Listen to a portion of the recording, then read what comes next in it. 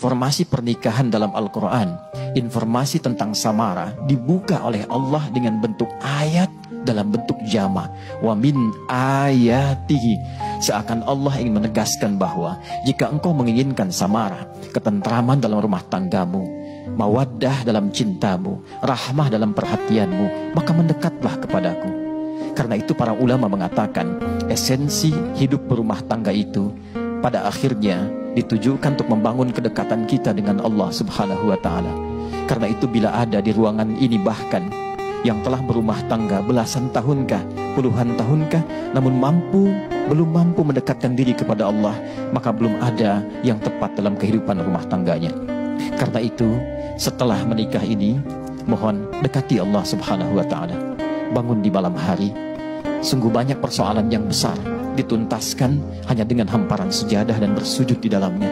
Tapi tidak sedikit persoalan yang kecil menjadi besar karena hanya menampilkan ego dan kebesaran semata. Adinda yang kedua, dan ini sebagai penutup yang sangat indah dalam Al-Quran. Jika sudah berumah tangga kata Allah dan menginginkan samara, maka bersikaplah seperti zauj, pasangan yang saling menyempurnakan dan menyadari ketidaksempurnaan.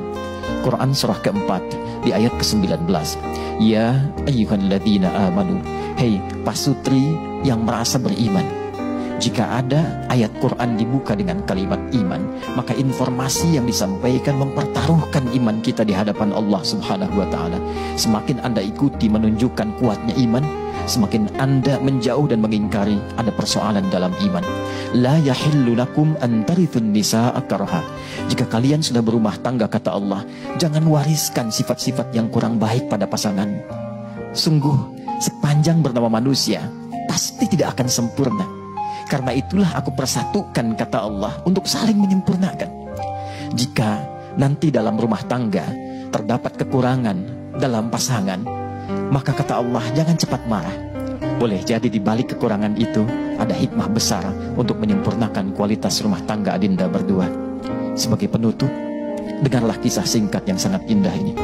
Satu kali Nabi Muhammad SAW saat berumah tangga dengan Sayyidah Aisyah mendapati bahwa ada banyak makanan dan bahan yang bisa dimasak. Ketika tuntas itu dan siap dihidangkan, beliau menyadari bahwa ternyata Nabi saat itu sedang berpuasa. Beliau mengadu, bermohon ampun kepada Allah, aku menghidangkan makanan sementara Nabi sedang puasa. Tahukah Anda apa yang disampaikan Rasulullah? Beliau datang, berbisik di telinga Sayyidah Aisyah dengan sangat lembut dan mengatakan, Zauji, ana muftir. Sayang, tahukah engkau, hari ini aku tidak sedang puasa. Mari nikmati hidangan yang tengah engkau masak itu. Satu sisi yang lain, Sayyidah Aisyah ingin memasak namun tidak ada bahan di dapurnya. Sedangkan Nabi sedang tidak puasa. Beliau mengadu kepada Allah bermohon ampun, ya Allah, Nabi tidak puasa, aku tidak punya bahan makanan. Tahukah adinda, Nabi mendatangi beliau, istri tercinta, dibisikkan di telinganya dengan mengatakan, Zauji, anak saim. Sayang, tahukah engkau, hari ini aku sedang puasa. Anda bisa bayangkan, seorang nabi, seorang rasul, dijamin surga, dipuji oleh Al-Quran, masih mampu memuliakan istrinya dan pasangannya dalam kemuliaan yang tinggi. Anda bukan nabi, Anda bukan rasul, dan belum turun ayat pujian dalam Al-Quran kepada kita serta jaminan surga. Karena itulah kita lebih layak untuk menjaga pasangan yang Allah titipkan. Mudah bagi Allah menitipkan ria kepada pria lain, tapi Rian yang diamanahkan, karena Allah mempercayai Rian dapat menjaganya dengan baik, seperti ayahnya almarhum menjaganya, seperti ibunya menyayanginya.